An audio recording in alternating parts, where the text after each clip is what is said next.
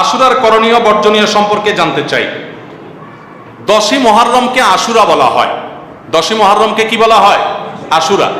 মুহররমের 10 তারিখ এটি কোরআন এবং হাদিসের দৃষ্টিকোণ থেকে খুবই গুরুত্বপূর্ণ এবং তাৎপর্যপূর্ণ একটা দিন।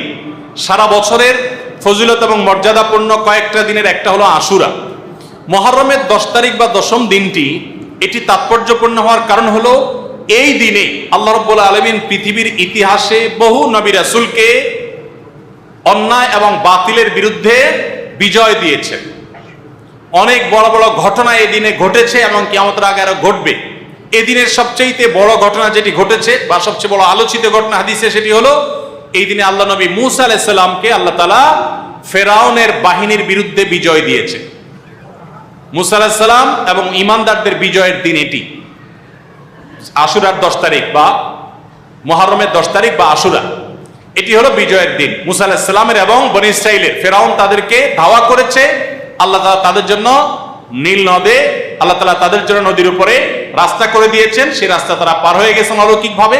আর ফেরাউন তার বাহিনী সহ তাদের অনুসরণ করতে গিয়ে মাঝ নদীর দিকে নিমজ্জিত হয়েছে। এখনো ফেরাউনের লাশ মিশরের পিরামিডে আছে।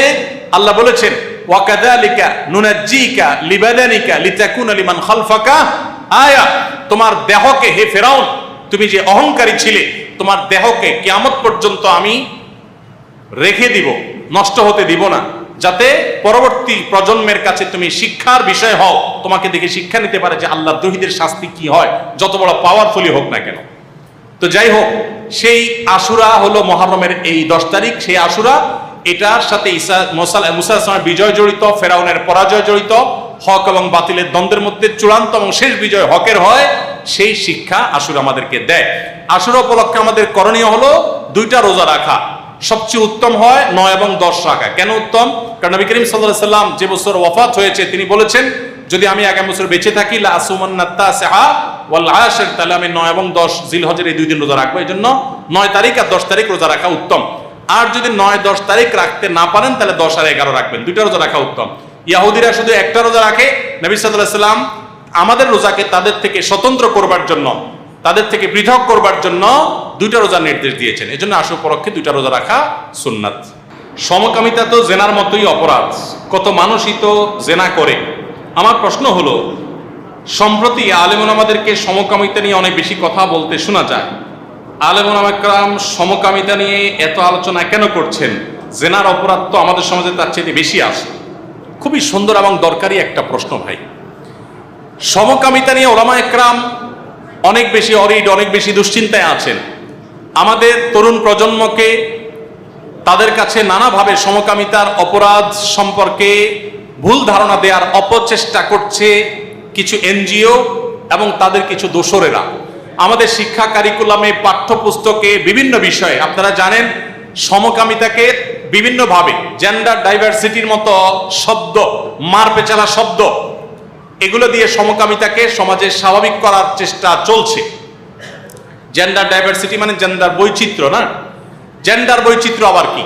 আল্লাহ তাআলা কোরআনে বলেছেন মানুষকে আল্লাহ নারী এবং পুরুষ করে সৃষ্টি করেছেন। এর বাইরে যারা হিজড়া আছেন, যেই মানুষগুলোকে আল্লাহ রাব্বুল আলামিন বলতে পারেন যে তারা জেন্ডার প্রতিবন্ধী বা লিঙ্গ প্রতিবন্ধী, তারা এই লিঙ্গ প্রতিবন্ধকতা তাদের মধ্যে আছে, এর মানে এই না যে তারা আলাদা কোনো জেন্ডারের অধিকারী। কিন্তু যারা জেন্ডার ডাইভার্সিটি কথা বলেন তারা মূলত ছেলে ছেলে, মেয়ে মেয়ে, ছেলে মেয়ে, এরকম বিভিন্নভাবে যৌন সম্পর্ক করার বিষয়টাকে রাইট বা অধিকারের নাম দিয়া মুখরোচক কথা বলে ওই নোংরামিটাকে সমাজে প্রতিষ্ঠা করার চেষ্টা করছে। এখন প্রশ্ন হলো, আপনি যেটা প্রশ্ন করেছেন, সমাজে জেনার পরিমাণ তো অনেক বেশি সমকামিতার চাইতে, তাহলে জেনা নিয়ে আপনারা এত কথা বলেন না, সমকামিতা নিয়ে এত কথা কেন বলেন? খুব দরকারি একটা প্রশ্ন, এটার উত্তরটা খুব মনোযোগ দিয়ে শুনেন।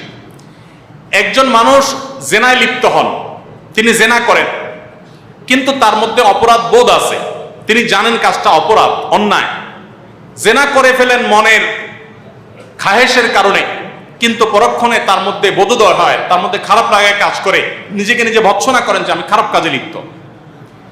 এই লোকটা মুসলমান না কাফের? মুসলমান।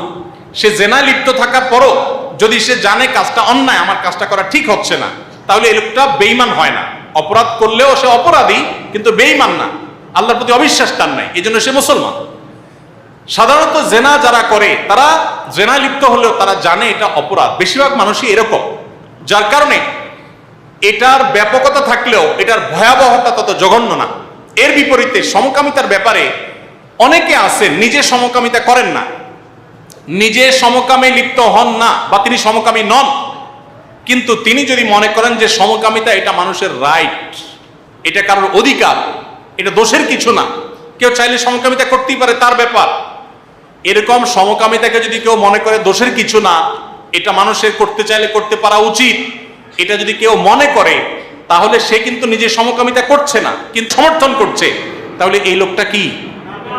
কাফের। এই মূলনীতি জানা আছে তো আপনাদের?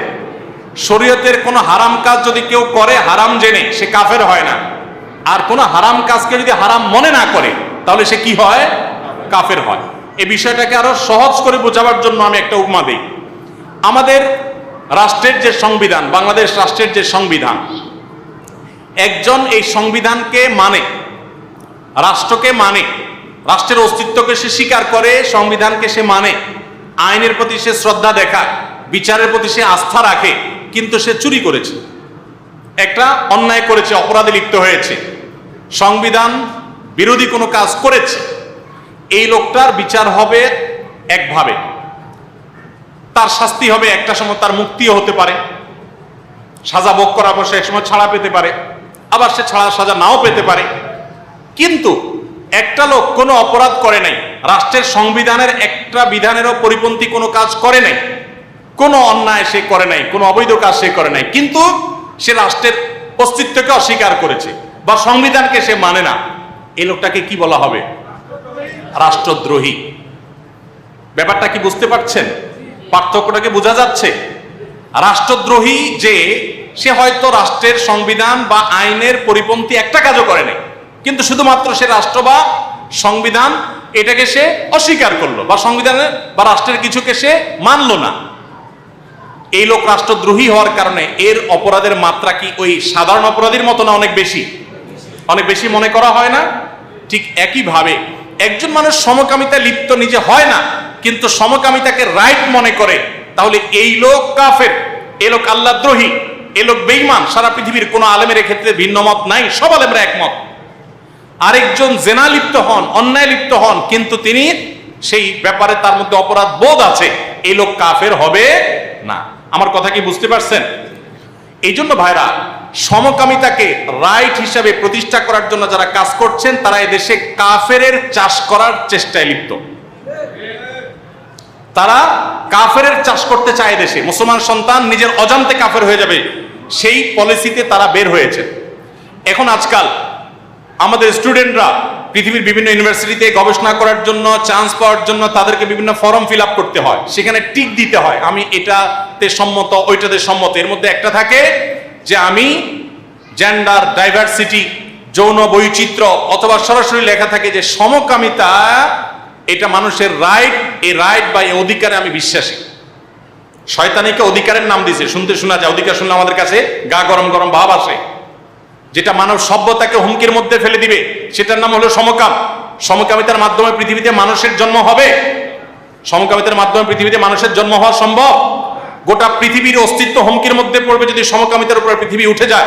আজকে পশ্চিমা দুনিয়া তাকায় দেখেন, ছেলে মেয়ে হচ্ছে না, বাচ্চা কাচ্চা হচ্ছে না, সেটা সমস্ত দেশের সরকাররা বাচ্চা কাচ্চা হলে পুরস্কার দেয়, প্রণোদনা দেয়, ভাতা দেয়, একটা বেশি দুইটা হলে আরো বাড়ায় দেয়, তারপরে কেউ বাচ্চা কাচ্চা নিচ্ছে না। ঘরে ঘরে যৌন অপরাধ বেড়ে চলেছে। সমকামিতা যে সমাজে বাড়বে, সেই সমাজে মানুষের সংকট তৈরি হবে। ইসলাম এই জন্য এটাকে ভয়াবহ অপরাধ হিসাবে উল্লেখ করেছে। এমনকি জেনার যে শাস্তি, জেনা যদি বিবাহিত মানুষ জেনা লিপ্ত হয় তার তো মৃত্যুদণ্ড, আর সমকামিতাকে লিপ্ত হলে বিবাহিত হোক অবিবাহিত হোক, সাহাবা ইকরাম অনেকে তাকে সাধারণ না অত্যন্ত নির্মমভাবে মৃত্যুদণ্ডের বিধান দিয়েছে। ইসলামে সে বিধান রয়েছে। এই জন্য ভাই এটা খুব ভয়াবহ ব্যাপার।